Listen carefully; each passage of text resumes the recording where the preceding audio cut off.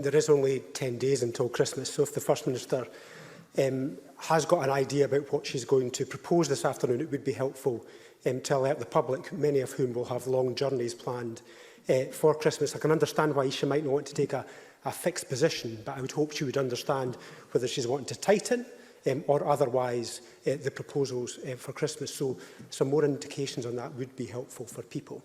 I think there are some alarming indications today, and we've seen outbreaks in care homes, but there is an absence of information about the other drivers and sources of the spread. And people, I think, need more detail about the current form of the threat.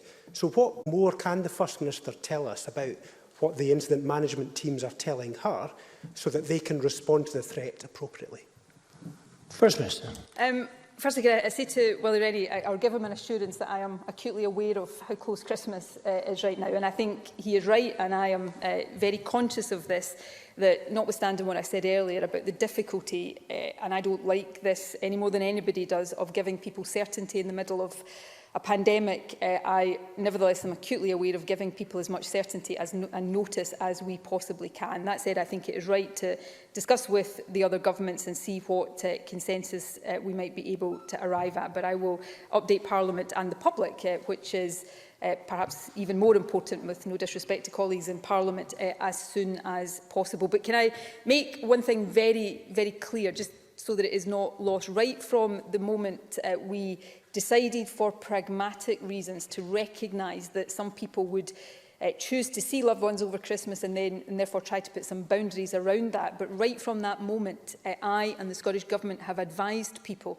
not to mix with others, particularly indoors over Christmas, if they can possibly avoid it. And that continues to be the advice I would give to people. If you can get through this Christmas without seeing loved ones, if you have to see them, try to see them outdoors, but we need to make sure that we are not giving the virus chances to spread. Which takes me on to the second part of Willie Rennie's question. Sometimes, and I am as guilty of this as anybody. I've gone through much of the last 10 months urging my clinical advisors to give me as much complicated, in-depth information about the science behind all of this as possible.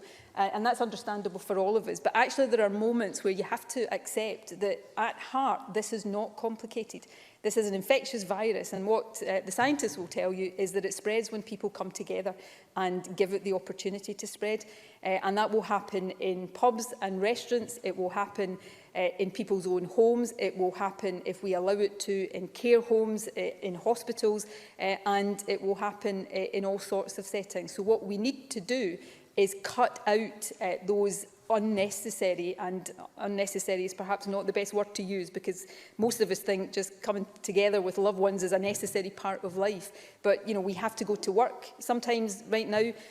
We want children to be in school, so we have to try and cut out all of the other interactions that we don't have to have in order to stop the virus spreading.